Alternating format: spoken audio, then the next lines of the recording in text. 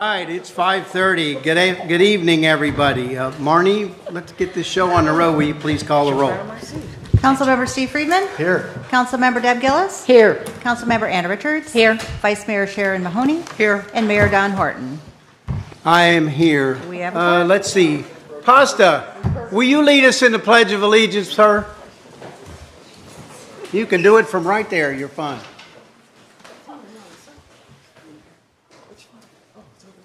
You do it. Go for it. I'm too nervous. No, you're not. I pledge allegiance to the flag, to the United States of America, to the republic for which it stands, one nation under God, indivisible, with liberty and justice for all.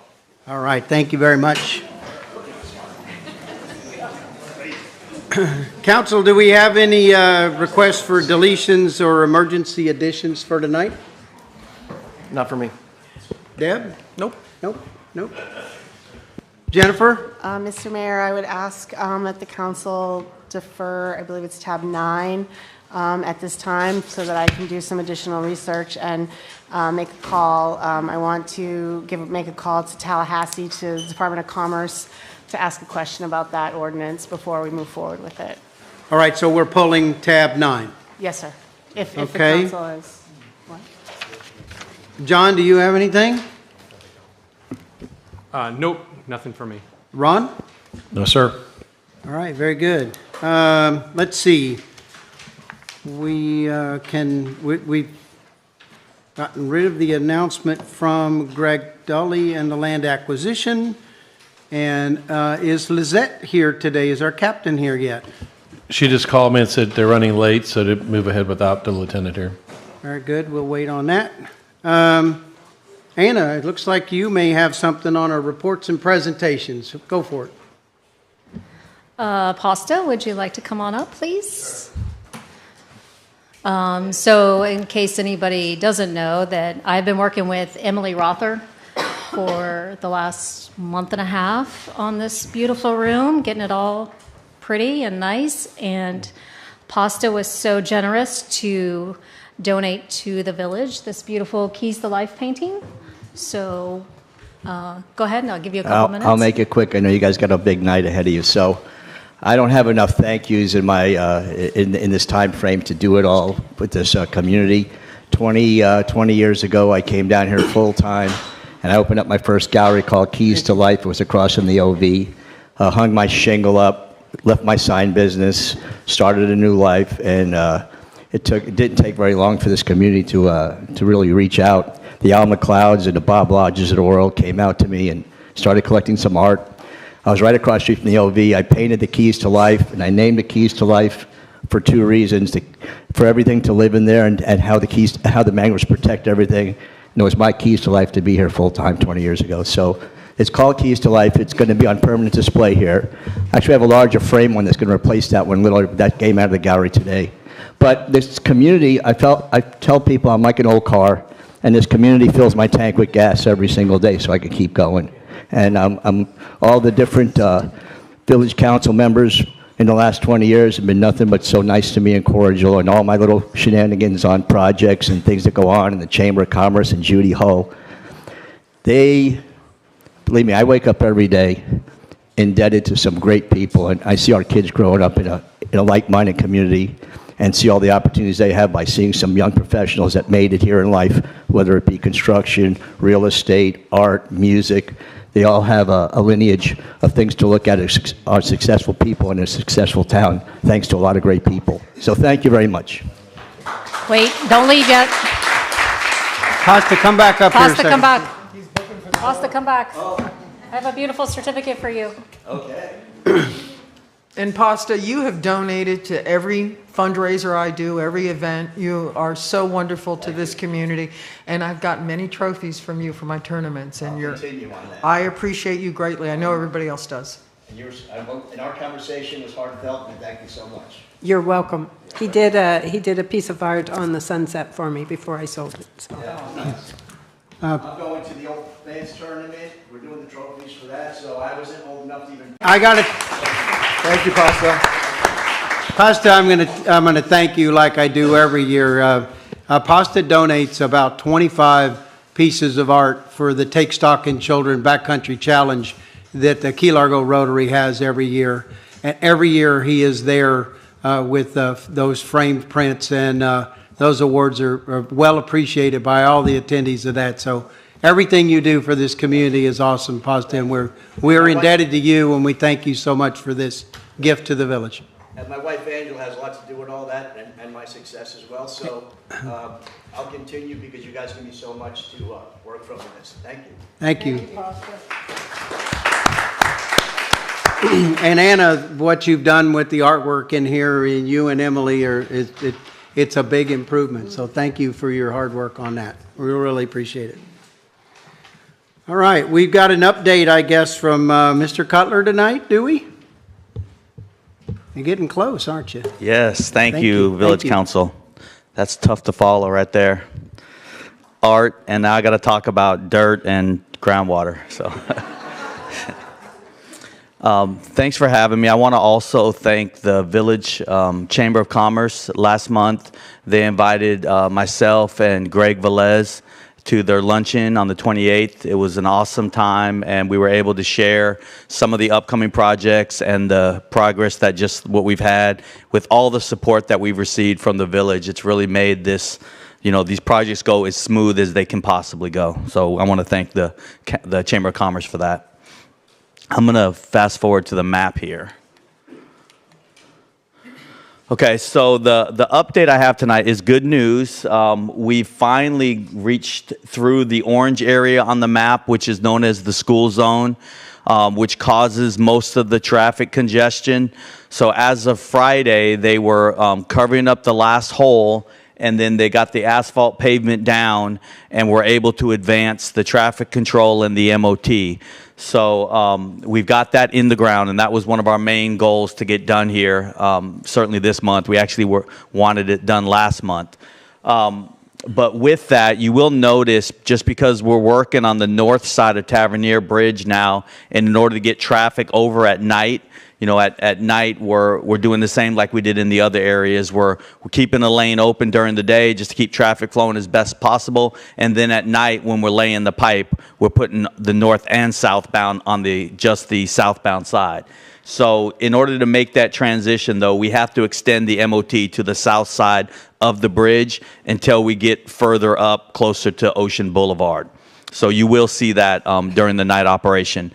We've also we've mobilized the Monroe County Sheriff's Office for the Ocean Boulevard intersection now that we're going to be working up towards that area from the north side of the bridge. They're in position basically at 8 o'clock every night for 3 hours just to manage the traffic coming out of the Winn-Dixie Plaza there. And our guys, they're already laying pipe on the north side. I think they've got 115 foot in already, just starting this week. It'll go a lot smoother now once we're getting all the utilities and everything located there now. But just to give you guys some totals, we started this project to install 34,205 feet of the steel water main. We now got 27,709 feet in the ground, which is basically 81% of the pipe done. And it's looking like end of April is our best projection for that small, dark, reddish orange color that you see up there going up to Julep Road. By the end of April, we're hoping to be to the north limits there. Now, May, June, summer time frame, we're going to come back, and there's 6 connections that we have to make. So we'll have to do that work, get everything tested, and then we're going to start doing the paving work. Just to give you guys an update on that as well. There were some discussions with FDOT about, because they have a project coming right behind us to do the full roads, but the agreement that has just recently been made, we're basically going to do the first half of the lane pretty much everywhere where we've laid pipe. We're going to come back and put new asphalt to the center line of the road. Basically, that will be the last thing we do, probably around July, August time frame would be our projection now. So with that, there's one more thing I want to just point out on the area we're working at now. If I can get to the right slide. Keep going here. I think that might be a good one. Let me see. See if this is a closer. It's not going to work for me, is it? I'll use this one. So the intersections that you see there, one of them is basically coming out of where the Dunkin' Donuts and the AT&T store is, and then up to Ocean. At night, and we understand this plaza or this area is used quite a bit at night, more than the school zone areas. They've made it, the construction zone is going to block a lot of those areas where you can't cut over and head north. You'll have to go south and get through the construction zone and then come back around. A lot of people are already figuring that out, and there's a police up there to help with that. But just to let the public know that you will see that during the nighttime operation in this area. And with that, that's all I have, unless you guys have any questions. Does that mean that you're going to have to come out of the Winn-Dixie Plaza and go across the bridge to come back around? Not that far, Okay. but it's about I think just short of the bridge, right, David? Oh, across where we're at now. Excuse me, I'm sorry. Where we're at now, because we're transitioning at the bridge, you will have to go across the bridge. Now, there's a cheat code, I probably should say. You can go to the hospital right now because the MOT's not that far. That option won't be available once we scoot up a little bit, but you can go up through where the hospital and the McDonald's is and avoid that intersection, like if you work in there, if you want to go straight north. Are you going to allow them to do a U-turn there in front of Vic's, or are they going to head down to the, because that's kind of a sketchy area where the road curves there. Would they have Yeah. to go all the way down to the stoplight, or are you going to prohibit them from doing a U-turn right there across from like Vic's? I think what we've been encouraging, and this just started this week, is to go down to at least where Creekside Inn, where Old Highway is. Yeah, that's what I'm talking about. Yeah. That's the location we're telling them now. Okay. We're monitoring everything though, because this is just going. If we see an issue or if law enforcement tells us there's something, we could switch that. But right now, yes, that's the location. Okay, thank you. Yep. Any other questions? Council, anyone? All right, thank you very much. Thanks Thank for the you. update. All right, let's go to Citizens Advisory Committee reports. It looks like we've got one from Nearshore Water. Roger?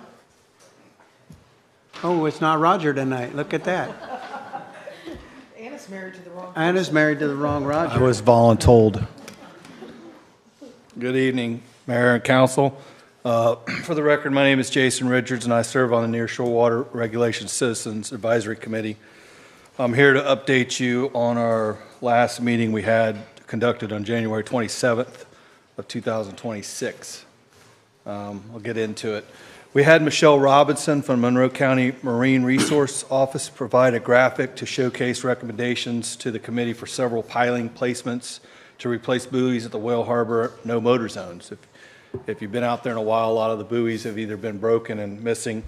Committee agreed and recommended that replace the buoys with some piling-like style no wake to make them a little bit more, well, they'll stay in place. And we also recommended that we put extra retroreflective tape to be added to pilings for those that can't keep it between the navigational beacons. They can kind of see it at night. The committee all agreed it would be beneficial to have a representative from the National Marine Sanctuary at our next meeting to provide some updates. Other item discussed, I'll let Peter touch on that, about the Starks Wheel Ditch.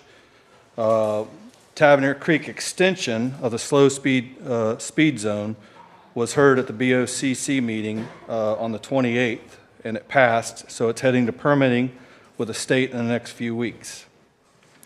Diane and Steve located 2 old pieces of signage in San Pedro Lake, which is the lake behind Plantation Key there, the school.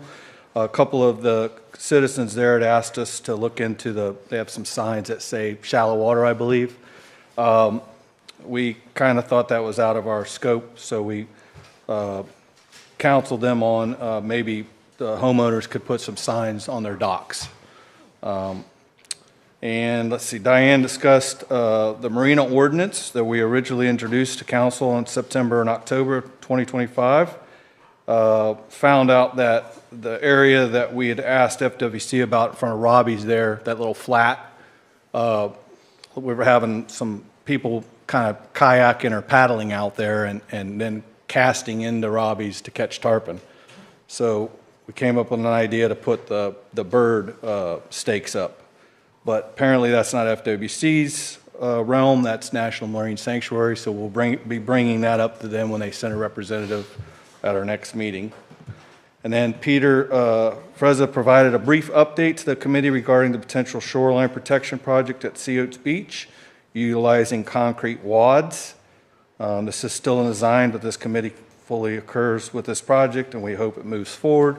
I'll let him speak on that. I'm here if you have any questions. Thank you, Jason. Anybody have any comments or questions for Jason? Nothing? None? All right, good report. Thank Thank you. you. Thanks for all y'all are doing up there, Jason. All right, moving along to mayor and council communications. We could just go down the line. Anna? Okay, as promised, I'm going to go on and recognize our village staff for the February birthdays. And so we've got Jennifer has a birthday coming up here.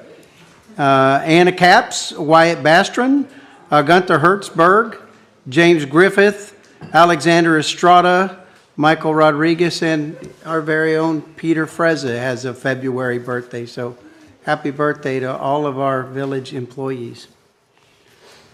The only other thing I wanted to say was I feel like we had a really good, almost a whole week in Tallahassee. Anna and I were able to attend Florida Keys Day and have met with many, many people. So I would say, and Jennifer was there, and certainly Ron was there, and John Quick was there. And I'd say take a look at this week's newsletter. All of the folks that we met with and all of the department heads and all of the departments, and Terry was there too. Terry, thanks for, your head was shining, so I finally got a glimpse of you. That's better.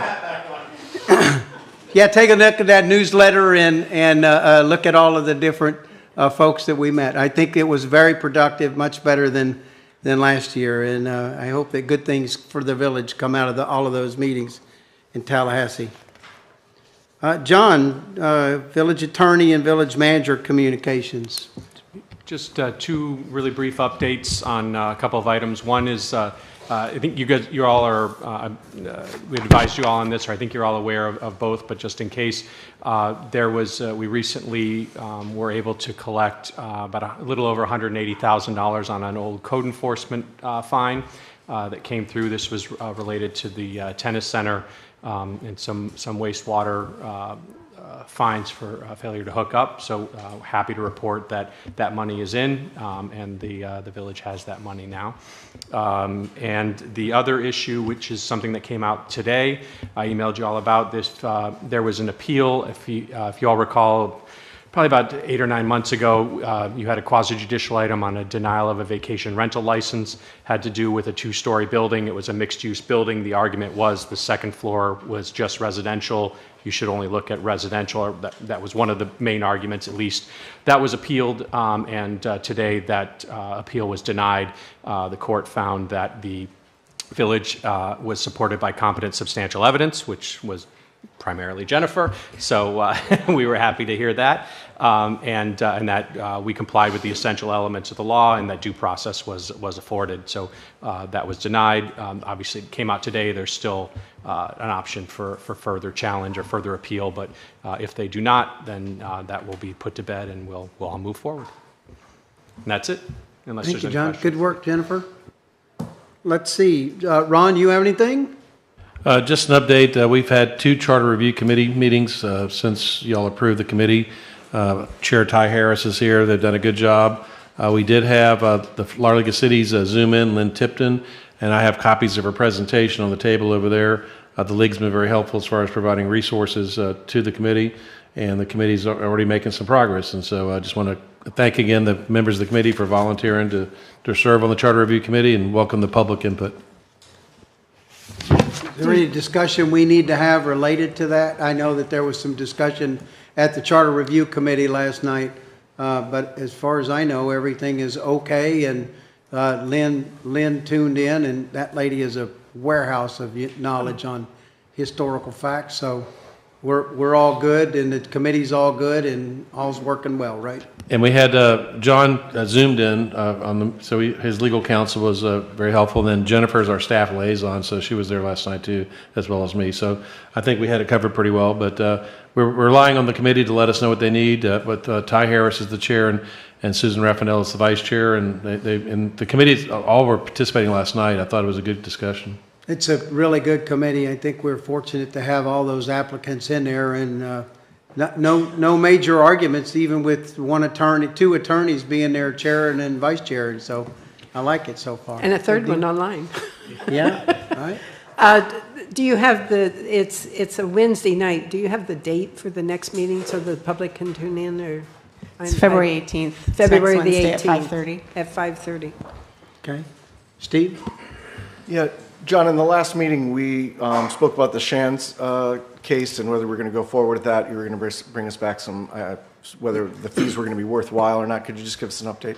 Yeah, we have a discussion set for next week with some of the other entities with regard to a potential. There's a number of entities who'd expressed a desire to participate as an amicus. So we have a call, and we're going to find out more. So as of right now, I don't have anything because the marathon hasn't finalized their arguments, so I don't know if we'll be able to support that in a meaningful way through an amicus.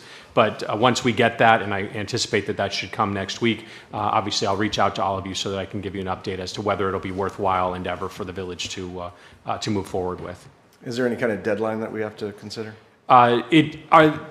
Yes, but it has to do. You guys already gave me the marching orders that to move forward if there is a worthwhile argument. There would be a deadline to file the amicus. It's tied to when the initial brief is filed. I'd have to confer with my appellate partner as to the exact timing of that, but there is a deadline as to when an amicus would need to be in. Yes.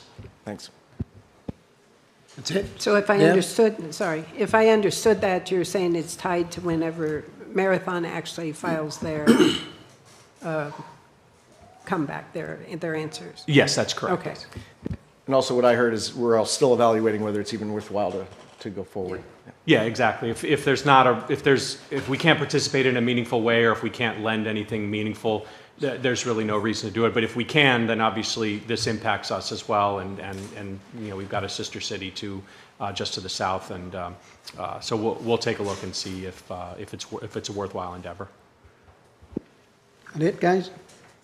Jennifer, you had an update on our comp plan? Yes, I just wanted to give you guys all an update on where we stand. I know there's been some questions that I've had, and I know that the manager, Ron, has had as well, so I just wanted to give everybody an update where we are with that. So we did receive a working draft for staff review back in September, and staff reviewed it and provided feedback back to Able City East. They are now working on final draft that'll be presented to the council and public as the draft that we will move forward with for public comment and council review. They were anticipating getting me that this week. I reached out to them today. I have a call with them tomorrow because they have some follow-up questions. So I'll know more tomorrow as far as the exact timeline. But just generally, the timeline will be once I receive that draft, it'll be posted to the website. The council will receive a copy as well. And we will move forward with scheduling a public workshop for public input on that draft with Able City. And Able City will then take all that feedback and create another document based on all that feedback. And then we will start having hearings with the LPA. I anticipate at least 2 hearings with LPA, maybe more, depending on how they go. And then after the LPA recommendations, we will move forward into council readings. So it's still a process. There's still a lot of public input and public information gathering to happen, but that's where we are. So I'm here to answer any questions if you might have them. Thank you, Jennifer. You're welcome. Anna? Sharon? Steve? Deb? All right. Yeah, John wants to chime in. I was just going to mention that we're all eager to move forward, and this is always a long kind of, trying process. But I do want to mention that there is some benefit to it taking as long as it does, and that has to do with the prior SB 180, which was passed last year, which has preemptions in terms of additional burdens or restrictions that can be passed. There's discussion and certainly a lot of hope, but there's also discussion that there's going to be some fix-it bills that come out to limit the impact of SB 180, so that we can hopefully that will flow through. Usually the effective dates of those bills are either July 1 or October 1 of the current calendar year. So if that's the case, based on our schedule, we should know whether or not SB 180 is going to have an impact on our comp plan, or if we're going to be able to move forward under any potential fix-it bills. So I know that we're all kind of, we're all eager to get it, but there is, on the legal end, there is some benefit to it taking this amount. Thank you, Steve. Yeah, it just seems like the timing might be right. When we get this finalized, we might have worked all this SB 180 out, either to our benefit or detriment. At least we can move forward from there at the same time, rather than putting the cart before the horse, as they say. Exactly. Well, I think it's a good thing that we're continuing to march forward. There's several cities that have actually put their comp plan rewrites and revisions just totally on hold. We're at least advancing it the rest of the way, so that hopefully they do have a glitch bill for 180, and we'll be ready to go in once we know we can. So thanks for that, Jennifer. All right, why don't we open it up to public comment now? Is there any public comment, Marnie? Yes, sir. First up, we have Ken Thomas.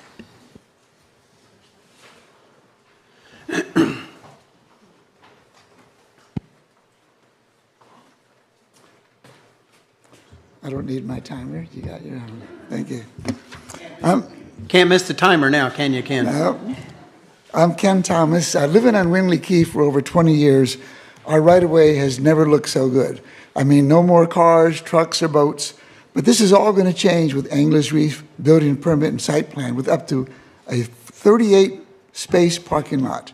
With my economics PhD, I've outlined 5 objections: no public purpose, a dangerous precedent, loss of green space to 22,000 vehicles daily, fiscal irresponsibility, and serious legal problems shared with the village manager, namely violating Florida's Constitution, Supreme Court rulings, and AG opinions.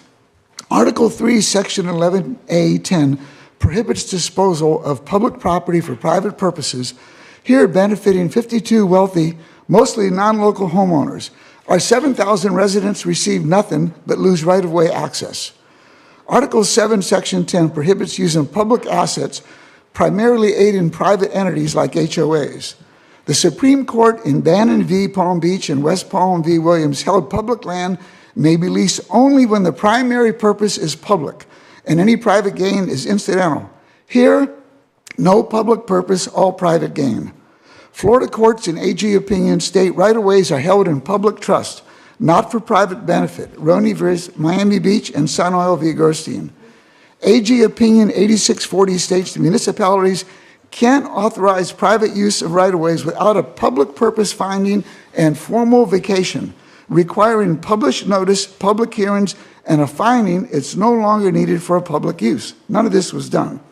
Municipalities must obtain highest and best price for public property. But no appraisal, no market study, no traffic, no safety, no lighting, or stormwater retention plan. Leasing 7,000 square feet for just $1,000 monthly without independent valuation may be viewed as an improper gift under Article 7, Section 10. Finally, on September 9th, Anglers Reef made the proposal, but our village code prohibited backing onto the right-of-way. Less than a month later, on October 7th, Ordinance 2517 was adopted to accommodate them. Rewriting code benefiting 52 wealthy homeowners is not in the public interest. I respectfully request the lease be deferred until you have a written legal opinion from the village attorney about these concerns. I'm an economist, not a lawyer, but this exposes us to unnecessary legal and financial risk. This could all be avoided if Anglers Reef buys or leases nearby available private land like everyone else. For details, I'm at kenmia22@aol.com. Thank you. Thank you, Ken. Marnie? Next up is Lori Hanson. Hi, thank you, Mayor and Council. I'm hoping you guys can help us. We're longtime homeowners in Isla Mirada. Can you introduce yourself, please, for the record? Yes, Thank I'm you. sorry, Lori Hanson, longtime homeowners in Isla Mirada. We have what I'm sure will be a controversial issue, a chicken infestation. There are approximately 40 feral chickens in our half block. They are fed by the neighbors. About half of them are roosters. They crow. Anybody who thinks roosters only crow at dawn, I would invite you to our barnyard because they crow all the time, 24/7. They are really a public nuisance at this point. They're a health hazard. They are causing environmental degradation.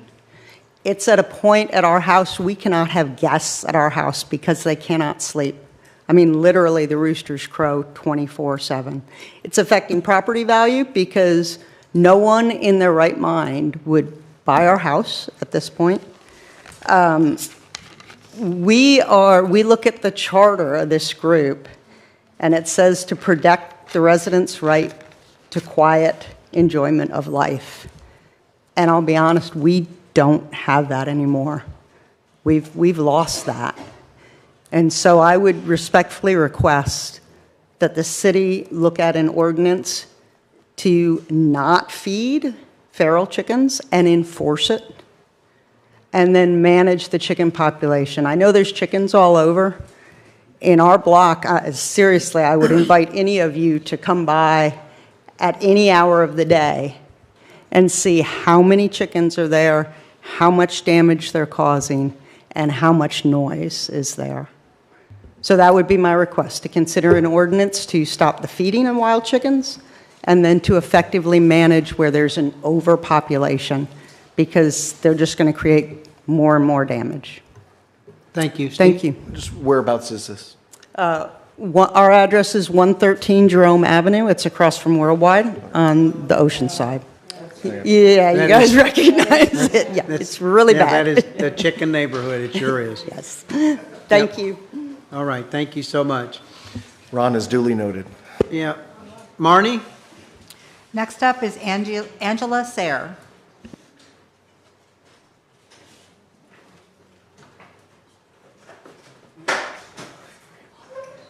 While you're coming up, Angela, Captain Lizette just walked in, so right after public comment, I'd like for you to come up if that's okay. Thank you. Angela, go for it. No worries. I'll be short. My name is Angela Sayre, founder of Crustacean Plantation, Inc., a local nonprofit dedicated to protecting Florida's only native land hermit crabs.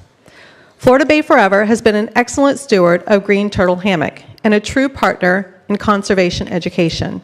They actively collaborate with organizations including myself, Florida Keys Wild Bird Rehabilitation Center, iCare, Last Stand of the Florida Keys Fishing Guides Association, and Lower Keys Guide Association, and Surfrider, and many others.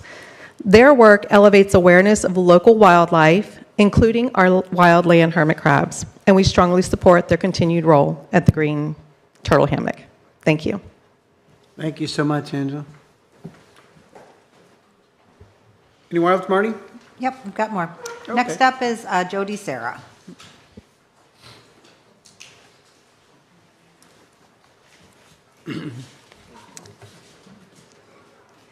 Thank you so much for having me. My name's Jody Sarah. I'm with Florida Bay Forever.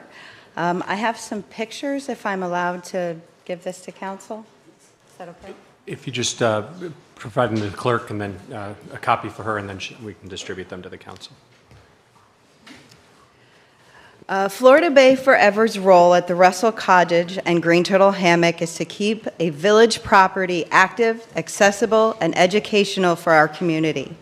A place where residents, visitors, and students connect with Island Mirada's natural resources.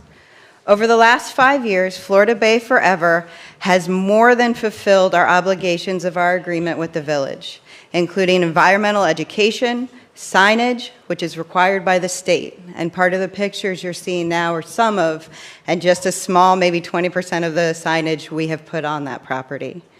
We have staffed, insured, programmed, maintained, marketed, and kept the site open to the public with a 7-day-week presence, including holidays when village staff was unavailable. In 2025 alone, we delivered targeted programming to more than 400 participants. That includes collaborations with schools, homeschool programs, libraries, Boy Scout groups, and several of the local nonprofits.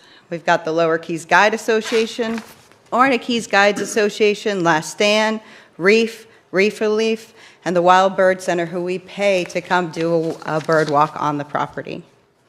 We've also welcomed more than 4,000 visitors and answered more than 4,000 questions.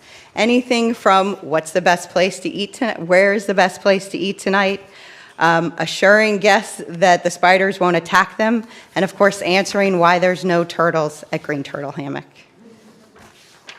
Under the village's agreement with the state, the site must provide interpretive signage, a staffed nature center, and a minimum number of educational programs each year.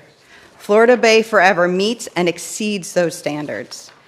We maintain low-impact outdoor learning spaces, interpretive signage, conduct well beyond 12 educational programs annually, and operate a staffed nature center year-round while protecting sensitive habitat at Florida Bay Forever's expense.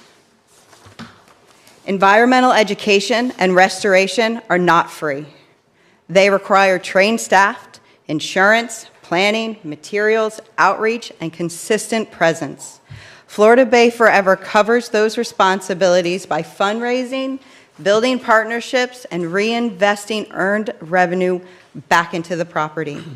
If that role shifts away from Florida Bay Forever, those responsibilities shift back to the village and back to the people who live here. I also want to note that an environmental restoration project involving mangroves was approved and funded, but yet we were told we were not allowed to start due to this transition. It has already caused a delay in environmental education. I've been told the village values our current efforts, but has concerns about longevity. Longevity comes from professional operations, not just good intentions. Volunteers are important, but they cannot replace trained, insured staff who manage public access, education, safety, and stewardship every day. We manage staffing, insurance, program, outreach, and facility care, and reinvest support directly back into the Russell Cottage and Green Turtle Hammock. We're not asking for privileges, only to keep strengthening the property in a stable, responsible way that aligns with the village's goals without shifting operational burden back onto the village. We respectfully asked the Village Council to support a renewed agreement so the Russell Cottage and the Green Turtle Hammock remain active, accessible, and sustainable for our village use. Thank you. Thank you, Jody. You know what, let me just interrupt our regularly scheduled program and go on and have our captain introduce our new lieutenant so that they can continue to go out and save lives. Well, protect our people, protect our lives. Good evening, everyone. Pardon the interruption and apologies for the delay. We had a meeting that just ran a little bit longer than what we were expecting. I'm very happy to be here today. I'm Captain Lisa Quintero. I'm the district commander for the village of Islamorada, and I've been here now a little over a year and a half, and I absolutely fallen in love with Islamorada. Thank you to all of our council who work so greatly with our agency. I'm pleased to announce that we have a new lieutenant that's been assigned to our district. His name is Lieutenant Mario Benedetti. He comes to us with a lot of experience. He's currently a member of our SWAT team, interestingly enough. He's in the SWAT team, and I'm in the crisis negotiations team, so you have the best of both worlds. And very great combination. We complement each other very much. Mario's going to bring a lot of great things to the village of Islamorada, and I'm very excited that he's going to be working with us, but I won't speak too much longer. Mario Benedetti. Good evening. Thank you. Appreciate it. Good evening. So again, Lieutenant Mario Benedetti. I've been with the Sheriff's Office for, it's going to be 11 years in May. I also served in the military for a while. Really happy to be here. I'm so excited to be working with Captain Quintero. I have the utmost respect for her. I used to work with Captain Bryan, so I used to be a lieutenant up in the Upper Keys, so now I'm here. Again, I'm excited, different, but, you know, I love new challenges, so thank you. Appreciate it. Thank you, Mario. Lieutenant, we thank you for your service, and we thank you for joining our Islamorada with us. I'm sure if the captain chose you, that we're in great shape, and thank you to the sheriff all that he does. Thank you, sir. All right, let's go back to where we were. Marnie, we got any more public comment? Yep, 2 more speakers. Next up is Amy Collier.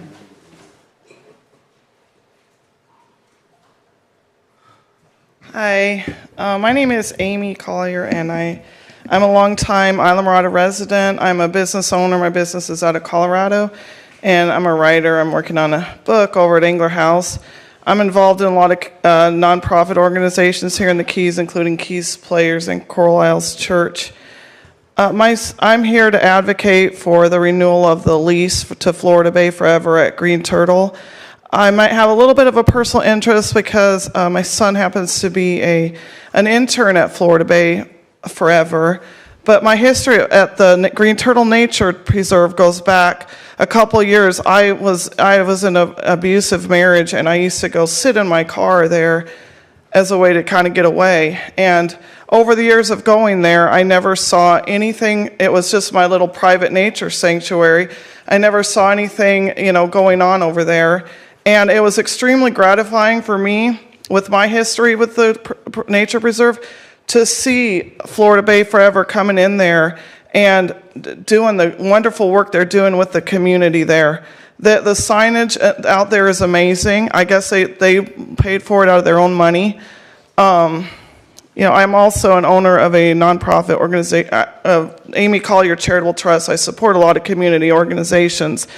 And I do feel that Florida Bay Forever is a really stellar program. I have noticed the educational programs that they put on, not only for the schools, but for the homeschool community. There's another personal tie that I have into this, is that I homeschooled both of my children, one from first and one from fourth grade, all the way through. They graduated from high school now.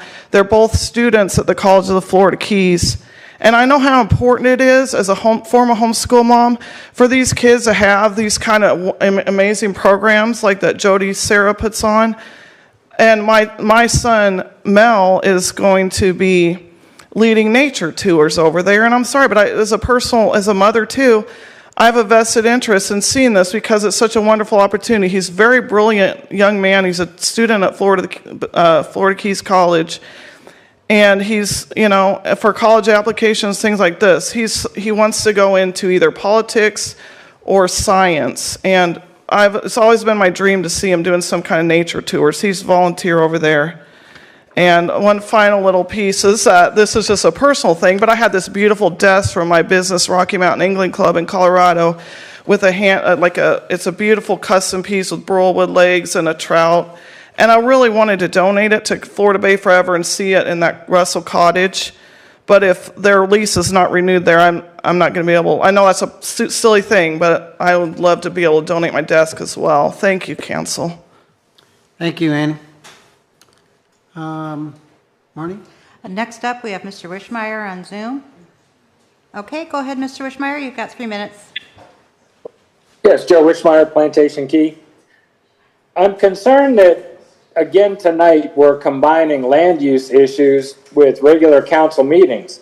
I didn't know if it's because y'all think that there may not be enough to discuss, but I've got some suggestions. Baseball season has started and we haven't heard anything more about the upgrades to the baseball field. All we've heard is that it is in bad shape and it's up to the school that are supposed to be taking care of that. We haven't had the update on the EDUs. I would like to know if we're making progress on that. The comp plan, if y'all have gotten the original draft in September, remember we were promised many public meetings during the course of them putting this together, not just meetings after they're done and they submit it to staff. So I would like to know what happened to that. Student school IDs for students to be able to get into the park. I know that there's a number of students who don't live in Islamorada, and they can't join some of their friends all the time because they can't afford to pay the fee to get in. I also was wondering, I was at CVS in Islamorada the other day, and my gosh, I was in the parking lot, I could see the bay. What happened to all that land clearing in the back? I don't even think that permit has been approved yet, and yet it is completely scarified. Something should be done about that. Florida Bay Forever. The lease is up on March 1st, yet it wasn't even added to the agenda. How about the church? You know, we hear that it's declared uninhabitable right now, yet you're trying to redo zoning. We bought it because we didn't want a CVS to go in there, and now you want to rezone it and do all this stuff so it gets more and more business in there. We need to get sight of why we buy land and what we're supposed to do with it. So I would respectfully request that you consider adding more items that are of importance to the meetings, and that way we can move farther along. Last, with the comp plan, like you've heard me say over and over again, you keep saying 20 years ago it was a mistake, and that's why we're making all these changes now. Well, the comp plan is almost done, so maybe we should also stop until we actually have the final draft. Thank you very much. Thank you, Joe. That was it. No one else. That's it. Okay. Terry, you're sneaking up on me. Sneaking up. Sorry, I didn't fill out a form. I never do. I just kind You of don't pop need in at to. the last minute. This is everybody's warning. We're 11 days out from one of the greatest events that happens in the Upper Keys. We're going to have 400 plus vendors right out there in the park.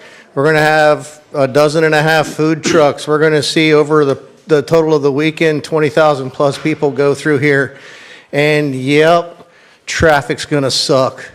You know, MCSO does an amazing job at keeping them moving, but with that many cars and that much traffic, we do as best we can, but traffic's going to slow down. It's going to be very busy here from Friday, Saturday, and Sunday, and then we'll clean it all up. It'll be done by Monday, and everything will be golden. But the takeaway on it is, yeah, you can complain about the event in the park, and you can complain about children, but this is Upper Keys Rotary's annual event. We raise $300,000+, that every penny of that goes back into the children. It goes back into their education, goes into college, not just for the first year, but for 4 years, so that they can get their degree and help get those expenses covered. It goes into CTE. We pay for some of my firefighters, some of my medics, EMTs, linemen for the co-op, stuff of that nature, welders, builders, brokers, even some real estate agents. I'm not sure why. There's enough of those. But we help these people out so that they can make a living, and it goes back. Not a single Rotarian working this event makes a penny. It all goes back to the children. So when you're sitting in traffic complaining because it took you 8 more minutes to get south so you could get your Starbucks latte, it's all about the children. All right? Thank you. Have a great evening. Thank you, Terry. That thing has grown, and it's a wonderful event. It's a community-wide event. It does good stuff, so thank you, Terry. Marnie, is there any more public comment? No, sir. Remember, is anybody out there, it's public comment for those things that are not on the agenda. Is there anyone else that has any public comment that hasn't signed up? All right, seeing none, public comment is closed. We'll move on to the consent agenda. John? We're in the consent portion of the agenda. These items are routine nature, and council members have reviewed these items in advance and sought the advice of staff as they felt necessary. There'll be one vote on the consent items today, which are items tabs 1 through 7. If anyone would like to pull an item from consent, he or she should state so now. All right, very good. Anna? Sharon? Steve? Deb? I'd like to pull tab 4, which is item D on the consent agenda. And we'll hear that hopefully next month. There's some questions I had on that contract with DOT, and I think that between the manager and AJ, they can work that stuff out. So I'm going to pull tab 4. So you're not pulling it for discussion, you just want to I'm just defer pulling it for the next out of the whole meeting? thing. Yes, ma'am. All right. John? Just making sure there's no opposition to, since Is we're there not any just pulling it off opposition to me consent. pulling that? Okay, thank you. All right, so except for tab 4, do I have a motion to approve the consent agenda? I'll make a motion to approve the consent. Have a second? Second. Okay, do we have a motion and a second? Is there any further discussion? All right, hearing Just, none, is there wait, any opposition? just Oh, public Steve? comment. Oh, I'm so sorry. On the Okay. consent items. Is there any public comment on the consent agenda? Not that I'm aware of, but let me double check Zoom. No, sir. No All public right, comment. seeing no public comment, public comment is closed. We've got a second, we got a motion and a second. Is there any other discussion? Okay, is there any opposition? All right, very good. Hearing no opposition, then the motion will be approved, unanimous consent. That's the end of consent agenda. Resolutions, John? Yep, this is tab 8. Sorry, I'm on tab 9. My apologies. Tab 8 is a resolution of the Village Council of Isla Mirada Village of Islands, Florida, approving a purchase from Island Air Control for 3 HVAC systems and ratifying expenditures incurred from Island Air Control for purchases to date, and approval of additional expenditures, authorizing the village manager to expend budgeted funds, authorizing the village manager to execute the work authorizations, and providing for an effective date. Very good. Thank you, John. AJ, you got a presentation? Just a couple of comments. Thank you. So this is for Village Hall. We had 3 original units, both the interior air handlers and the exterior units as well, fail. So we had to replace those. 2 of them were on the 2nd floor and 1 of them was on the 3rd floor. We went ahead and got 3 quotes for those. Island Air was the lowest, and they're all comparable. But we went ahead and moved forward with those and replaced them, and they are in operation now. So this is ratifying those purchases that we had to do. Thank you. Any questions on AJ? Yeah, okay, Steve? AJ, it's just a little bit confusing how it's written here. In the analysis, Village paid Island Air $1588 for HVAC services. Additionally, purchase order in the amount of $51,800 was issued for replacement of 3 HVAC units. And it says something about how it's not cost effective. It sort of, to me, reads like it's costing us $1,588 a year for maintenance. That seems to be a lot cheaper than $50,000. No, so It's for the whole new. So just in general, on all of our units, village-wide at all of our facilities, we have spent 58, I think it was the 5,800, up to this date. So including that with the replacement of the 3 units of the 51,800, it exceeds our 25,000. So this is allowing us to expand that not to exceed, to be able to utilize them if we do have a maintenance issue, you know, they need to check something out. We can utilize them through the rest of this fiscal year. But we utilize a lot of the local contractors. So this is more than a maintenance pack. This is a maintenance package? It's not a maintenance package, no. So we have called them out when there was an issue. A couple of them were on these issues. They were low on refrigerant. There were some other issues, and they were inspecting them. And we ultimately decided that they were done and completely needed to be replaced. It looked like some of them didn't last 4 years. Is that correct? No. Okay. So the interior units are original. All 3 interior units are original from 2009. The exterior units have all 6 of them. There's 6 of them that are at Village Hall. All 6 have been replaced once. We have also replaced 1 full unit, both interior and exterior, on, I think it was last year or the year before, and that was on the 1st floor. So we still have 2 interior units that are original, and 2 exterior units that are on their 2nd one. And do we have any warranties on them? I don't know how long they last. We get way more than what the warranties are. Okay, so the life expectancy is, we have some that are still there from 2009? Yes. Okay. and we need to. That's next year. Right, okay, so we're anticipating failure here, and We will have, in the next budget cycle, I will be planning on replacing the last two. They tend to go as a unit. About 15 years is a good average on lifespan of a Commercial outside unit. condition. yeah, that's why I was confused, because the way I'm reading it with the different units and different years, it seemed like one only lasted about 4 years, so I was just a little confused. So, thank you. No problem. Deb? The salt air is really tough on them down here. You said this would cover not to exceed going forward. I don't see that in this ordinance. I see this as approval of the purchase of the new things and the 1,500 that we spent, 15 whatever, that we spent to date. I don't see any new not to exceeds.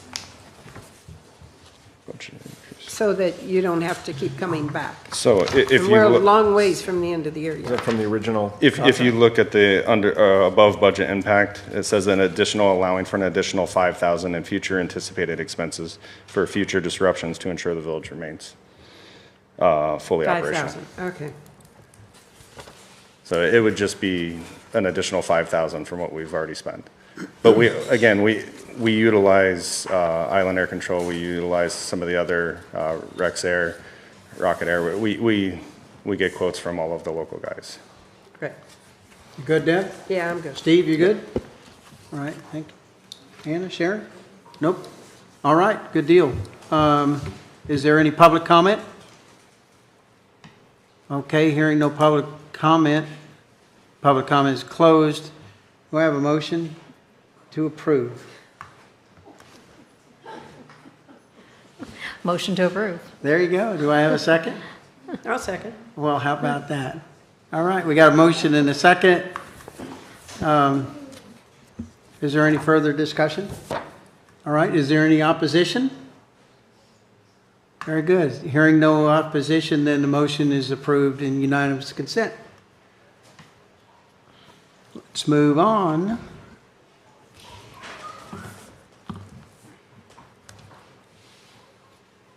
To tab 10, John. Yep, we're in ordinances on tab 10. This is an ordinance on first reading, although it will sound very familiar. It's an ordinance of Isla Mirada Village of Islands, Florida, amending Chapter 66 Waterways, Article 1 in general, Section 66-2, Operation of Vessels in Restricted Areas of the Village Code to modify the Starks Wheel Ditch Slow Speed / Minimum Wake Zone, as further described on Exhibit B, providing for severability, providing for inclusion in the code, and providing for an effective date. Thank you very much. Peter? Yes. Come on up. Well, thank you, John, and good evening, council. So I consider this a rather trivial amendment to our ordinance, and I will explain.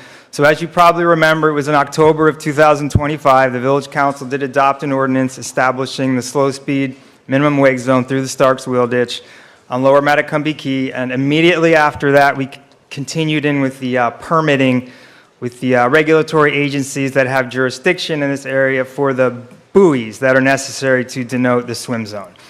So shortly after that, we were contacted by the FWC, who had a recommendation or a request that we remove the reference to the latitude and longitude coordinates that we noted in the ordinance, both on the map, which you have in your packet there, you can see that we crossed that out, and then also in the language where we had referenced the exact coordinates. So that's simply all that this amendment is doing. We're eliminating reference to the coordinates to meet the requests of the FWC as to comply and to therefore allow the permitting. The FWC has reviewed the draft of this ordinance and said they would accept it if the council approves it. And that is all. This I want to stress that this will have no effect at all on enforcement of the zone. It will have no effect at all on where we place the buoys. If this is approved, this is the first reading. We will bring this back for a second reading in March. And I've been told that FWC will approve it, and hopefully within 3 months we have a functioning slow speed minimum wake zone. Happy to answer any questions about this. All right, thank you, Peter. Is there Sure. any comments or questions from council? Okay, do we have any public comment? No, sir. All right, hearing no public comment is closed. Do I have a motion to approve? Motion to approve. Okay, Steve, do I have a second? I'll second it. Sharon's going to second. Okay, so we have a motion and a second. Is there any further discussion? Is there any opposition? Hearing no opposition, the motion is approved by unanimous consent. John, let's move on to quasi-judicial, please. Yep, we're in the quasi-judicial. There are 4 items. They're tabs 11 through 14, although they are companion items, so we'll take 11 and 12 and then 13 and 14 together unless there's any objection to that. Please be advised the following agenda items are quasi-judicial in nature. If you wish to comment on these items, please inform the village clerk by filling out the available sign-up form. An opportunity for persons to speak on each item will be made available after the applicant and staff have made their presentations on each item. As a reminder, testimony in quasi-judicial items must be in person. Zoom testimony is not permitted. These proceedings will be handled in accordance with the village code requirements. All testimony, including public testimony and evidence, will be made under oath or affirmation. Additionally, each person who gives testimony may be subject to cross-examination. If you do not wish to be either cross-examined or sworn, your testimony shall be disregarded. The general public will not be permitted to cross-examine witnesses, but the public may request the village council to ask questions of staff or witnesses on their behalf. The full agenda packet on each item is hereby entered into the record, along with the village code and comprehensive plan. Any correspondence that was received by the village staff is included in the file and part of the record.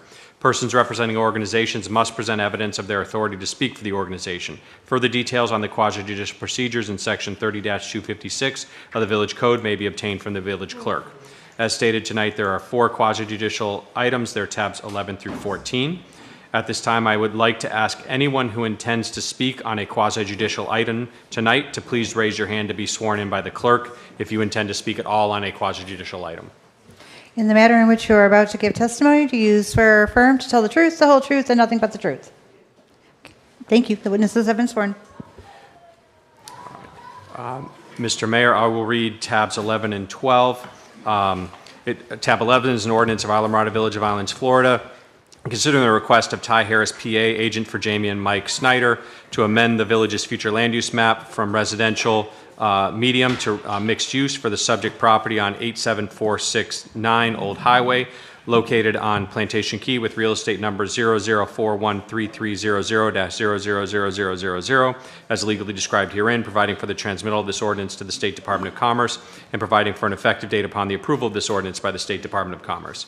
Tab 12 is an ordinance of Islamorada Village of Islands, Florida, considering the request of Ty Harris, PA, agent for Jamie and Mike Snyder, to amend the official zoning map from residential single-family R1 to highway commercial HC for the subject property located on 87469 Old Highway, located on Plantation Key with real estate number 00413300-000000, as legally described herein, providing for the transmittal of this ordinance to the State Department of Commerce and providing for an effective date upon the approval of this ordinance by the State Department of Commerce. Council, before we begin, I would like you to please disclose any ex parte communications you may have had with anyone on either of these items. As a reminder, please include whether the person represented any group, as well as the substance and subject matter as you best recall. Anna, any? Ty Harris and Jamie Snyder. Very good. Sharon? Ty Harris. Steve? Staff. Deb? Ty Harris.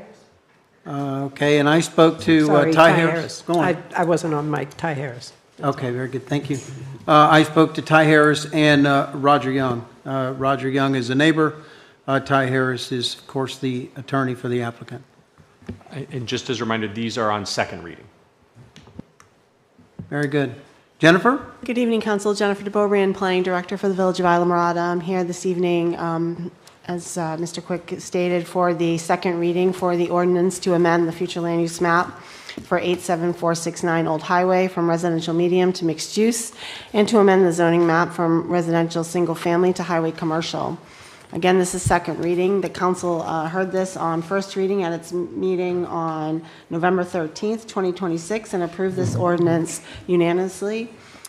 We rendered this ordinance to the Department of Commerce, and they issued a letter with no objection. That letter is in your packet. You may recall during the discussion at first reading, This is a change to allow the existing business to continue to operate in a legal fashion. Currently, they're operating as a non-conforming business, and the property owners would like to continue to operate in a conforming fashion. So that's the intent of the change. I don't have any additional information to add at this time. My full analysis is the same in the packet that it was at first reading. So I will not say anything else and not waste anybody else's time, and defer my time to Mr. Harris if he has anything else to add. I'm sure he's got plenty to add. Is there any testimony for those in favor of this? Well, Mr. Harris goes next. Okay, Mr. Harris. May I, Well, may I who's in favor interject of it? something first, please? Don. Good may evening, I council. interject something first? I'm sorry, what? I need to interject something Okay, Deb. first. You said that our last meeting, I don't know if it's of any real relevance, but you said the last meeting was November of 26, and I know you Oh, meant I'm November sorry. of 25. 25. Okay, I don't know whether it'd make a difference on legal procedures. Yeah, it's good. It's good. Sorry, I didn't catch that. It's good to have that and make sure the record's clear. Thank you. Good catch, Dan. Thank you. Ty.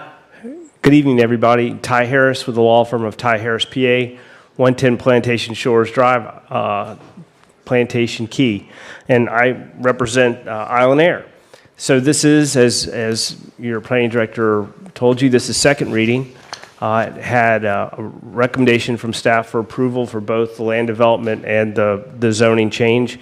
It had a unanimous recommendation from the LPA. You approved it unanimously on first reading. It's been to the Department of Commerce, who miraculously didn't object to anything for the first time in a while, and it's back for second reading. That being said, I understand that there are folks from across the street in the condominium that now object to it. And again, we're in the same situation that we've been in for the last few years, where we have existing uses of property or existing businesses or buildings that were of some commercial use in the county, and then when the village came into existence in our first comp plan in zoning, became some type of residential use. I know the mayor probably knows the history of this property, and some of y'all probably know the history of this property better than I do, but I know that there were commercial uses going back to the 70s on this property. So, you know, this is I would say from a zoning and a planning, a funky little area, because there are a mix of residential and commercial zone properties. I mean, the property just to the south, which is that triangle piece, that's owned by the guy that owns Boat Depot up in Key Largo. So if you wanted to know who owned it, that's who owns that.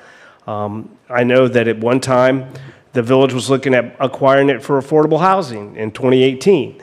So this whole area has been kind of a mix, primarily because you're very limited in the size of business you can have, because none of those properties have access to US 1.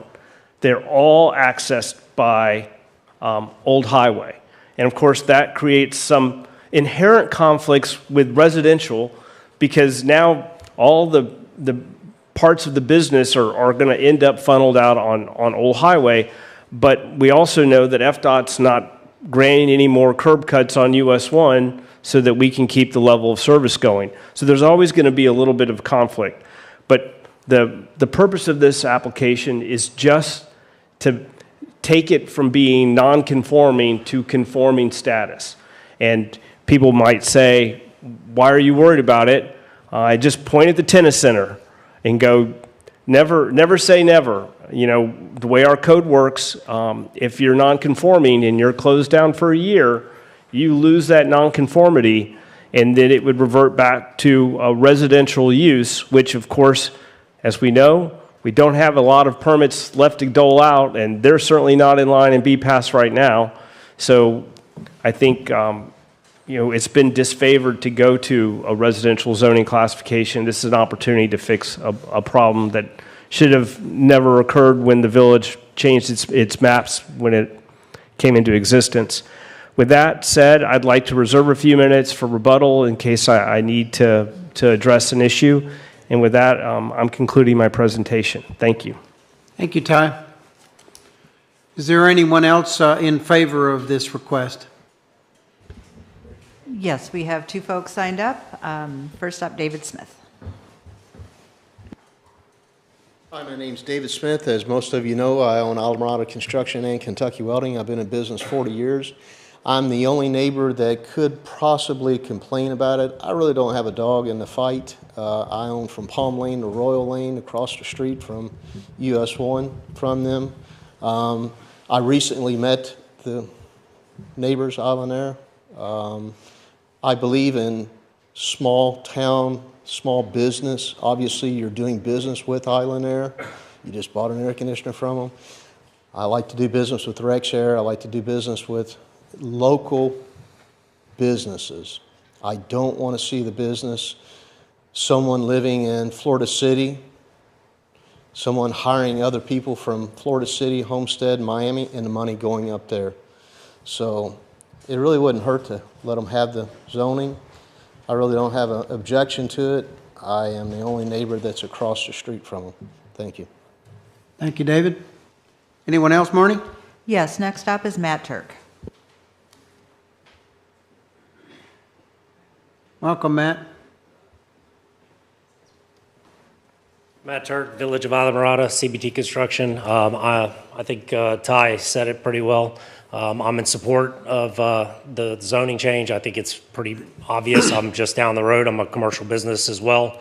So I think it's just setting the record straight. So I support it. Thank you. Thank you very much. No others in support? All right, are there any in opposition? Yes. First up, Tracy Hubbard.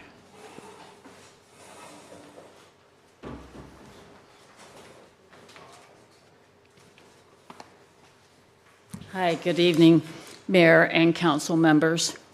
My name is Tracy Hubbard, and I live at Plantation by the Sea, unit number 231, which directly overlooks Island Air. My balcony is, their business is my front yard. The parcel is identified as real estate number 004133000-0000000. I'm here tonight to respectfully request that you deny the proposed changes from R1 to highway commercial and from residential medium to mixed use. This request is inconsistent with multiple policies of the Islamorada Comprehensive Plan, which is the guiding document you are required to uphold.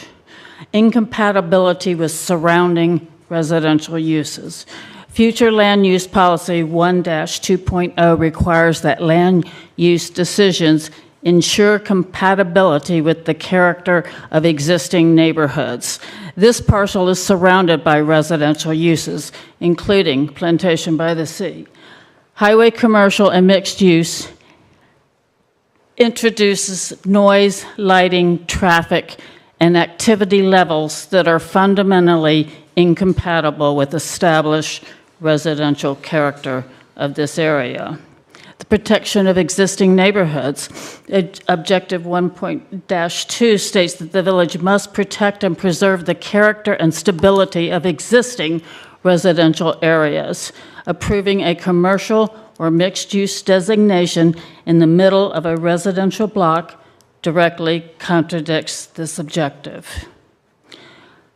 Transportation Policy 2-1.1 requires that development maintain acceptable levels of service on US 1 and local roads. Highway commercial uses generate significantly more traffic than single-family homes. The location already experiences congestion and turning conflicts. Increasing intensity here would worsen and degrade levels of service. Environmental protection requirements. Conservation Policy 4-1.1 requires the village to minimize adverse impacts to nearshore waters and sensitive environmental resources. Commercial and mixed-use development typically increases impervious surface and stormwater runoff. This parcel drains toward nearshore waters, making environmental impacts a legitimate concern. Public benefit requirements.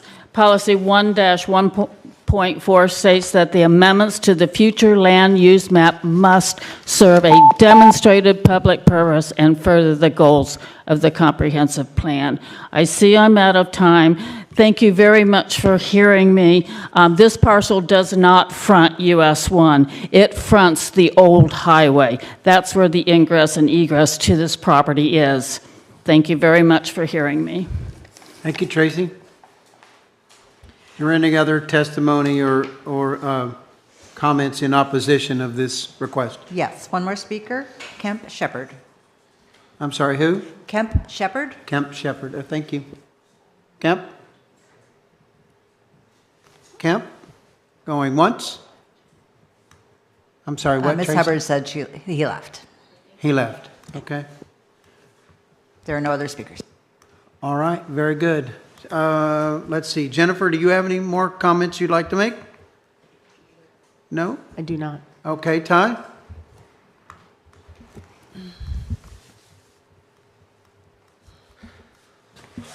I would point out that the comprehensive plan, as we've gone through this over the years, is a two-edged sword. Your staff found that this application is consistent with our comprehensive plan policies, and the Department of Commerce agreed and found it also consistent with our comprehensive plan policies. And the entire gist of opposition supposes that there's not a business already there. I mean, those comments would be completely in line if we were talking about introducing a new business into an existing residential neighborhood. But as your staff has pointed out, and I'm not colorblind and I can read a map too, we have a mix of residential and commercial. This is the definition of mixed use. When you have commercial, small commercial and residential all in there together, that's what this is. And it's not a new business, it's an existing business. So I think those comments would be better placed or aimed at somebody coming in trying to convert a residential property into a commercial property, but those comments ignore the fact that it has commercial history going back to the 70s. Thank you. Thank you, Ty. Marnie, is there any other public comment? No, sir. Hearing no public comments, closed. Sharon, you had your mic on. You have a... Yeah, first of all, I'm one of the people who suffered from non-conforming use or non-conforming building, whatever they renamed my building, and that took me, 7, 8 years to try to fix that mess. And I was commercial in the 50s, my building, when my dad got it. So I don't see Island Air isn't going anywhere. They've functioned as a business for all these years. It's the labeling that were put on all of us in the medium that has goofed us all up for this amount of time. And it's, to me, sort of a shame that this happened to all the businesses. I have no access to US 1 either, and I'm on the old road. So again, I see this as us fixing what was done to so many businesses that should not have been made non-conforming. So that's my opinion. Thank you, Sharon. Steve? Deb? Anna? Okay. So do I have a motion? I'll make a motion to approve. And we'll split these up, so there's tabs. Okay, so let's have a motion on tab 11 right now, please. I'm making a motion on tab 11. All right. 11. Is there a second? Go ahead. Second. Okay, I've got a motion and a second. Marnie, will you call the roll, please? Councilmember Deb Gillis? Yes. Councilmember Anna Richards? Yes. Councilmember Steve Friedman? Yes. Vice Mayor Sharon Mahoney? Yes. And Mayor Don Horton? Yes. That motion passes 5-0. I'll make a motion on tab 12 also. Got a Second. motion, do I have a To second? approve. Second. I have a motion and a second. Any further discussion? Marnie, will you please call the roll? Councilmember Deb Gillis? Yes. Councilmember Anna Richards? Yes. Councilmember Steve Friedman? Yes. Vice Mayor Sharon Mahoney? Yes. And Mayor Don Horton? Yes. That motion passes 5-0. All right. Jennifer, let's move on to, I guess, tab 13 and 14, or John? Yep, tab 13, I'll read them together. 13 is an ordinance of Islamorada Village of Islands, Florida, to amend the village's future land use map from public, semi-public services to mixed use for the subject property located on Upper Matacumbe Key with real estate number 00402900-000000, as legally described herein, providing for the transmittal of this ordinance to the State Department of Economic Opportunity. Actually, it should be State Department of Commerce, apologies, and providing for an effective date upon the approval of this ordinance by the State Department of Commerce. Number 14 is an ordinance of Islamorada Village of Islands, Florida, to amend the official zoning map from public, semi-public services to highway commercial for the subject property located on Upper Matacumbe Key with real estate number 00402900-000000, as legally described herein, providing for transmittal of this ordinance to the State Department of Economic Opportunity, providing for effective date upon the approval of this ordinance by the State Department of Commerce. And if Council, if you will disclose any ex parte communications that you may have had on either on these items, and again, if you'll please disclose the name and the substantive discussions to the best you recall. All right, very good. Anna? I would just go with staff. Same here. Steve? Yeah, just staff.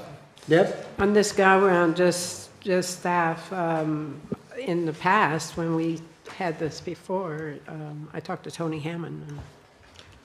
Very And good. I don't know whether it ever got all the way to council last time. I don't think it did. Very good.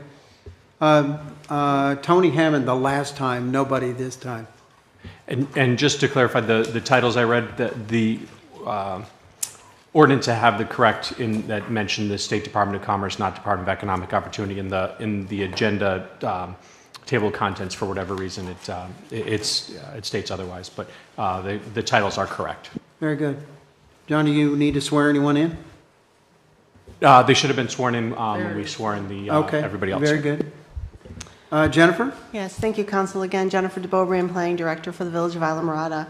I'm here this evening for the ordinances to amend the future land use map from public to and semi-public services to mixed use, and to amend the zoning map from public to public and semi-public services to highway commercial for the parcel at 00402900-000000, located at 83250 Overseas Highway. It's the former home of the Island Community Church. This property is comprised of 32,000 square feet. The village purchased this property in 2024 for $3.9 million and leased it back to the church until this past August.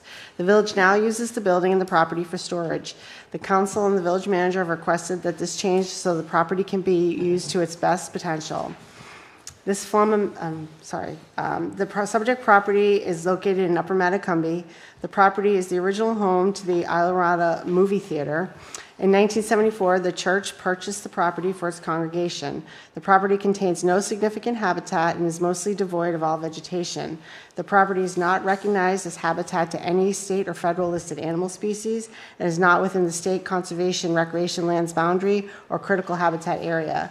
Pursuant to the village's GIS data and records, the parcel is not defined as any specific habitat. My full analysis is in your packet on both ordinances. The LPA did hear these ordinances at their meeting on January 12th and voted unanimously on both ordinances to recommend approval. At this time, staff recommends approval of both ordinances, and I'm here to answer any questions that you might have. Very good. Thank you, Jennifer. You're welcome. All right. So is there any testimony or anyone representing that would like to give testimony in favor of this request? I have no one signed up. Okay. Is there anyone in opposition? What is the request? I don't know. I know the changing of the ordinance. Yes, sir. A changing of the zoning. Yes, sir. Can you tell me? You need to come to the microphone if you want to. Please introduce yourself. And My name is Joseph Robinson. I'm a longtime Islamorada resident, and I would like to know what the difference of the changes that you're making, that you're changing it from the public semi-public services PS to mixed-use MU. Can you tell me what the first was and with the change you're making? What does that mean, the changes? Well, Be happy, how be does that happy to, involve? be happy to do that. Jennifer, will you please explain the two different flums and zonings? Sure. So the FLUM and is the future land use map, which ultimately defines what a property can and can't do, and it allows for certain densities, it allows for certain development standards. Currently, this property is public, semi-public services, which allows for churches, schools, government buildings, nonprofit organizations. The village owns this property currently and would like to change it to a mixed-use FLUM. The reason the village would like to do that is because under the mixed-use FLUM or under the public service, semi-public service, you can only do certain things. You can only do schools, churches, government buildings. Under the mixed-use FLUM, there's different zoning districts that allow for commercial uses. So one of those things that they would like to do if the village decides to sell this building, that would give it highest and best use would be a commercial use of this property. So that's the zoning district is the highway commercial, which allows for the most commercial uses within that building. So that's what the village is proposing to do at this time. So the changes to the commercial use. Yes, sir. Has anybody made an offer to buy that piece of property? I can't speak to that.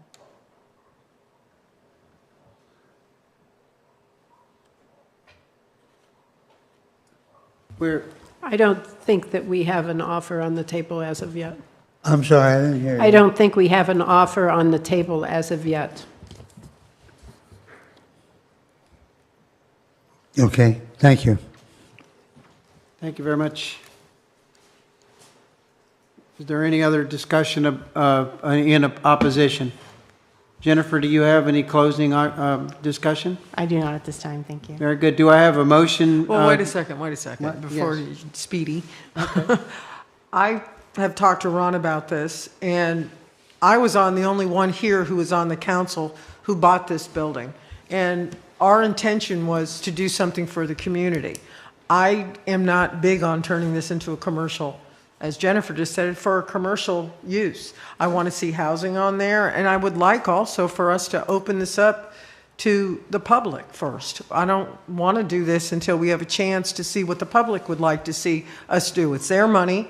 They were behind us buying it for other reasons, and it's almost like we're not listening to the people who were supportive of buying it. I'd like to put this off until we have a chance to see what the community would like to do with it.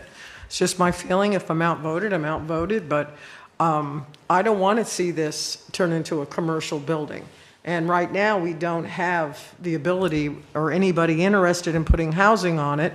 I would rather see that than a commercial enterprise going in there. So that's my feeling. Very good, thank you. Or any other discussion? In order to recoup the money that we put into this, because I'm not sure it was a wise, I understand why we did it, but now it's not as wise of a choice. We can always add a housing element to whoever buys it. And there are a couple that I know of, people out there that are looking at it. Do we have an offer? No. As far as I know, we don't have an offer yet. So I think it's important to move this ahead so that it can have the most impact that we can do. And if somebody can present something that is feasible and it's all housing, that's great. But either way, if I remember right, Jennifer will need to correct me on this probably, it would still need a zoning change in order to put all housing on it. Is that correct? That's correct. Housing is not allowed. Well, I take that back. Some housing is allowed in PS, but affordable housing currently is not allowed in Okay, PS. so it would need a zoning change even if we did only that. That's right.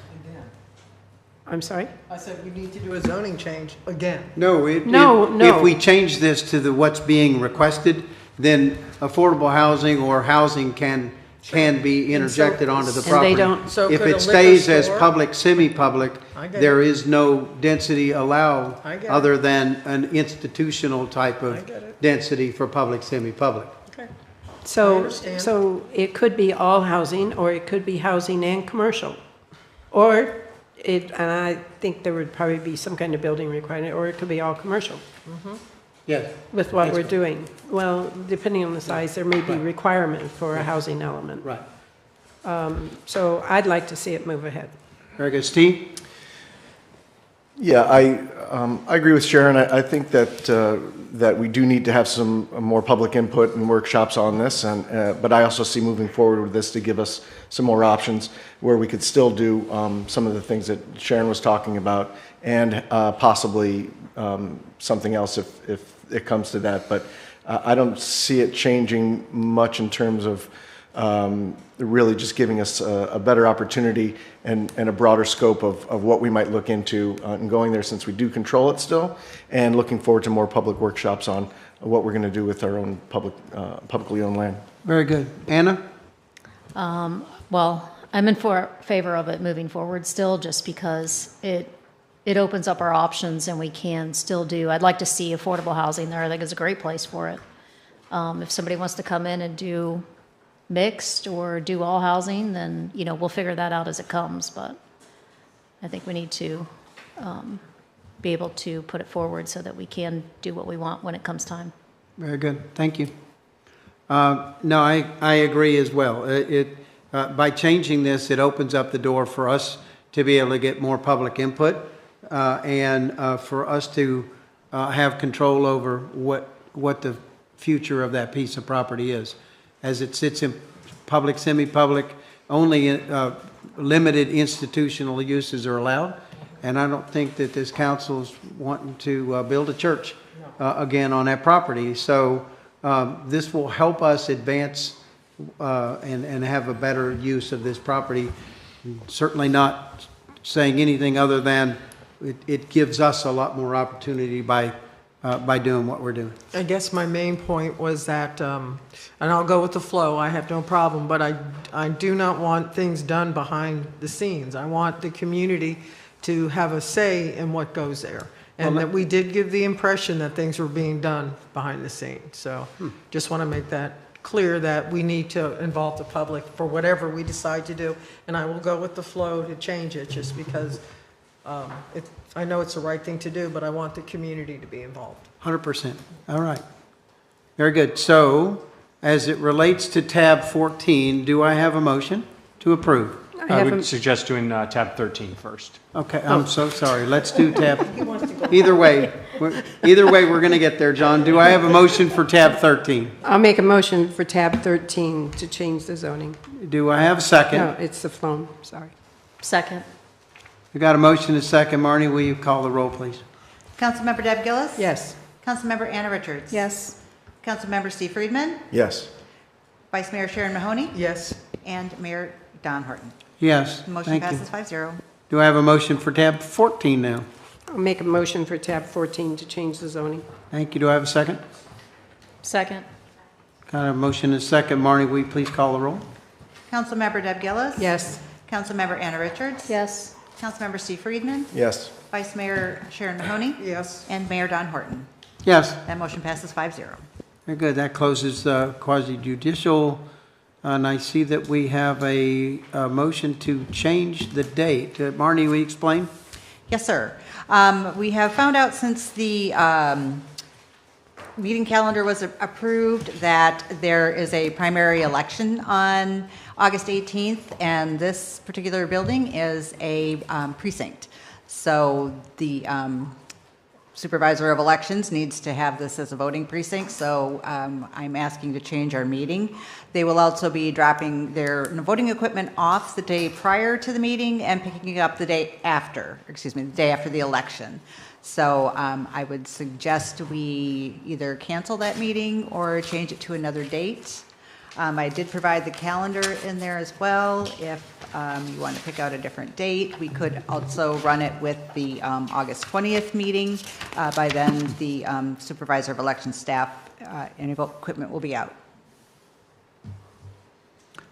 What's the pleasure of the council for the, to change the August 18th? Isn't that budget time too?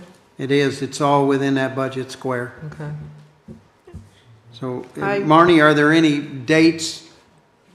Sir, if you could hold on for just a second, let us finish this calendar. Marnie, be happy to talk to you. Marnie, are there any dates that are critical for the budget cycle? At this point, not yet. We'll be able to set budget hearings as we like. The only other thing that's going to be conflicting is the week before this is the Florida League of Cities Conference. So that is held the August 13th through the 15th. And so we wouldn't want to schedule anything there, but we have wide open calendar as far as not interfering with those dates that I've mentioned to schedule budget hearings as well, or budget workshops. And part of the budget scheduling too will be dependent on the county and the school board, because we're not able to schedule our budget hearings on the same days as them. So we have to wait to find out what dates they select so that we can then fill in unavailable dates there as well. Doesn't the school board normally have their meetings on a Wednesday or Tuesday? It's usually on a Tuesday. Usually yeah. a Tuesday. Yeah, I'm not sure if they do the budgets the same time, but I believe they usually, yes, Tuesday's usually their regular school board meetings. Okay. Hang on just a second. Why don't we put it as tentative on the 20th, and then we can move it around or cancel it if we need to? Well, don't we already meet on the 20th? We already have a meeting That's what I'm scheduled on saying, the the 20th. 18th, just leave it as the 20th. Yeah, can we do it all in one day? Yeah, You guys good with that? You do it on the 20th? yeah. I'm good with that. We will be 1, 2, 3, 4, 5 weeks out. 1, 2, 3, 4, that would be the 6th, 7th week out from the previous meeting. The July meeting's on the 9th. I'm just trying to be careful that we don't have a book that we can't handle in one evening. I believe. I like that idea, but. But we could change it when it gets closer if we need to. Hang on just a second. Sir, we can't have this meeting with you talking. It's very disruptive. You can take it outside if you need to have a discussion with Jennifer, but we need to get this calendar done right. I appreciate you just indulging us for just a moment, if you would. Thank you very much. I think last year, if my memory serves me, we actually didn't have a regular council meeting in August because of all the budget hearings. And the workshops? The workshops. So if that alleviates any concerns, obviously every year is different in terms of what we might have, but my recollection was August, we didn't have a council meetings because of that. Let's do what Anna suggests then and just have the one, and sorry, I heard her say it too. Who makes the motion? Okay. Well, then But- it sounds to me like there might be a consensus to just drop the meeting on the 18th. Yes. Is that what I'm hearing? Yes. Yes. Yes. Steve, yes, okay. All right, Marnie, just delete the meeting on the 18th, and we'll have the meeting on the 20th. I'm Okay, sure we're thank going to have many other meetings during the budget cycle, so I think we'll be okay. So the other meetings during the budget cycle, can they be noticed as covering some regular business if we need something? If we're having a workshop and then notice it also as a With regular the meeting? 72-hour notice, we probably can. We would notice them as separate, and we could do the budget hearing at a time certain to start, so we could always, and your budget hearings can't start before, it's either 5 or 5:30, I think it's 5 o'clock in the statute. So we could always meet before and then start the budget meeting at 5 or after, do it afterwards. But, so yes, we could add on if need be. Sorry, long-winded. but- Thank you, John. Thank you. All right, so there's a consensus on that. We all happy? Or do I have a motion to adjourn? Motioned. I did have one thing I wanted Okay, to wait a ask. minute. It was There's a during motion. public comment. Okay. During public comment, it was brought up about the Florida Bay forever lease. And nothing was addressed tonight in our book about it. Yes. Ron? Yeah, after the public comment, I spoke with Jody from Florida Bay Forever, and she's going to come in either tomorrow or Thursday, meet with Peter Frezza and I to see what we can work out. The lease expires next month. We were talking to other organizations, whether we can cooperate with other organizations and how that would integrate with what Florida Bay Forever has been doing. And so we're open to talking to Florida Bay Forever. And we keep hearing that they're getting kicked out. They're not getting kicked out. Their lease is expiring. Now, whether we want to extend it or not, that's something we want to talk about as far as how we would handle what's going in there. But we're open to working with them. Just other organizations want to also participate, and we don't want to exclude other ones just for the benefit of one. So if there's a way we can get all of them working together, then we can figure that out. So does the lease expire before the next council meeting? Yes. Yes. It does. Okay. So how about we talk about doing a 30-day extension though, so that we can have a substantive discussion about that? I'll defer to John. I think that under my authority, I can do that. I don't know if we need to have a council to do an extension, but I'd have to look at the lease to see, if we're able to do that. I would assume that the manager could do it, but I'd have to take a look at the lease to see, number one, can we do that, a 30-day extension? And if so, if the manager can.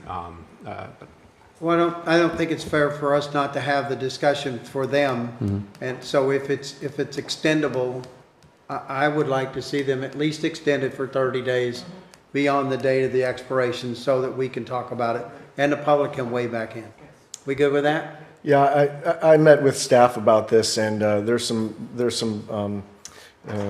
some concerns about going forward, and I think that would be great to extend it because we're kind of working out some of the details, whether it be instead of renewing a 5-year lease, it could be a memorandum of understanding, something to the fact that if the tenant isn't doing what they're doing, it's much easier to remove in that case. And since they're doing such a great job, and it seems like we've heard some people coming in support, I would like to see that continue until we can really work this out for the best for everybody. Well, then let's send that direction to Ron. Deb? And I was going to say that I had heard, I understand that we weren't looking at another organization. The organization we were looking at was ourselves to start that management. So we can discuss this. Okay. We can discuss this, but I hear a lot of good things about what's going on right now. Yep. John, do we need a consensus, or is that all you need? Why don't we do it as a motion in case it requires council approval? And I would just recommend that the motion be to direct the manager to authorize the manager to execute a 30-day extension to the extent permitted under the lease. I'll second. Okay, so we've got a motion and a second. Just comment? exactly what John said. Do we have to do public comment now on that, or? We might as well. I mean, let's do public. Is there any public comment on this? No, the girls left. No? Okay. Well, hearing none. Public comment's closed. Ron? Just a couple more items. Let me finish. Okay. Are you moving on? Oh, yeah, I thought we were done with that. Okay, let's finish. It's about this? No. Okay, so let's finish this. There's a motion and a second. Is there any other discussion? Is there any opposition? Hearing none, the motion carries unanimously by votes vote. Okay, go on, Ron. There are a couple of items that were kind of alluded to. One is the baseball agreement. While I was in Tallahassee, I had a good conversation with our superintendent, Ed Tierney. And then yesterday, I got a phone call from School Board Chair John Dick. And on both of them, I told them I think we're closer than has been implied in the press, at least, and in their meetings. And so they've agreed to go back to their staff and find out where the differences are, because I don't think there are big differences in our proposed agreement that was approved 5-0 with a lot of community input. And so they're going to double check and see where the objections are. Also, the issue about who owns the first base building, I told them we're still waiting for a response. And I think they were surprised that they had not responded. So we are trying to push that ball along. There will be a school board meeting on February 24th in Coral Shores. I'm planning on attending, and if they try to push the ball down the field is another metaphor. So for the baseball field, I think we're closer than I think. We just want to retain final authority. It's our property, we own it, and we're just saying we want to approve anything that goes in there. We've also emphasized that they will require permits, which they're not used to getting because on their property they don't need them. This isn't their property. And so we remind them that they're going to have to come before us for everything that they want to put there. So that's the baseball. Second thing, I think Vice Mayor Mahoney alluded to, back in August, I had a workshop on village-owned property, and it's been several months, and so it may be a good idea to have another workshop to get more public input. We have the RFQ on the street for Machado, which is due next month, so that's already in process. The church, obviously, there's been a lot of input. To reiterate, there's no contract that's been submitted. We have not gotten a contract. There was talk about contracts, still is talk, no contract. Then obviously the big one, Silver and Spice, which we've done nothing with. And so if there's no objection, I don't have a reason not to have another workshop to get public input. If they come in, fine. If they don't come in with any ideas, that's fine too. So I don't know that we need to have council approval on it. If as long as y'all think it's a good idea to get public input, I'll try to work with your schedules and see when we can have another workshop. Yeah, I serve on the school's construction committee, and there's a meeting tomorrow night. And one of the things on the agenda is the ball field. There's other construction-related items on other school board property. So I'll be able to give an update to you at least, and you can forward that to council on as far as, you know, what the status of that is. John, there's also, or Ron, on our tab 15, there's also a status on the rest of our open action item, which would be something on our wastewater, right? Yeah, I wanted to bring it up because this is the first time we've actually had this for probably since April. Yep. And so this was a request by several members of the council to start doing the status reports. The staff was still a little unsure about what exactly we wanted, so this was an example. I just brought two things that aren't on this, the baseball field and village-owned properties, which we weren't sure technically it's something that need to be on here, but I wanted to update you on that. Real quickly, the creating a charter review committee, I already updated you on that. We've already had 2 meetings, that's on here. Comp plan, you got an update from Jennifer tonight.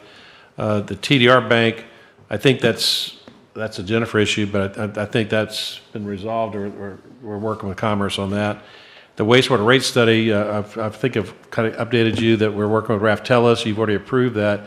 We're still trying to get some information to them so they give us a final quote, but $35,000 was the not to exceed, so it shouldn't be over that, because we're trying to get that information so that we can, you know, work with Key Largo on our future capital needs. When we were in Tallahassee, we did have some discussions about our long-term capital needs, and it's going to be quite a bit. So we're trying to lay the groundwork for that. We have a smart ball study, which injects a ball into the pipeline, and it records what's there, so we can kind of see what's been going on there, because that's important too. But once again, we have a much improved relationship with Key Largo Wastewater District. We spent a lot of time with Peter Rosasco in Tallahassee. I've met with some of their board members. I know some of you have talked individually to the board members, so I feel pretty good about where we are with the wastewater process. And then I think the EDU thing came up. That's related to the Raftellus study too. We want to review and see, are we properly assessing? We've had some questions about one of the local restaurants, how much they were assessed for a system upgrade because they increased their seating, things like that we want to get better answers for. And so I think we're making progress in the wastewater, but certainly any input you have, we'll be open to it. Sharon, you have a comment? Ron, I want to put another reminder out there about the ride share, that we need to get that out so we have time to consider the companies that do apply and what we are looking for in this village for ride share. Okay? Yeah, yes, ma'am. That got complicated because DOT came in and questioned the original process, and we've been responding to that. But we are looking at I think the expiration is in June. But we want to get ahead of that and see if we want to reopen it or not. And if you do, put another request for proposals or request for qualifications, however you want to do them. And we also, in addition to the freebie or the point-to-point. Right, sure. I know we've been talking in Tallahassee and also here about instituting a trolley system, some type of, where it's not just the person-to-person, it's a trolley, maybe a rider, a driverless one, et cetera.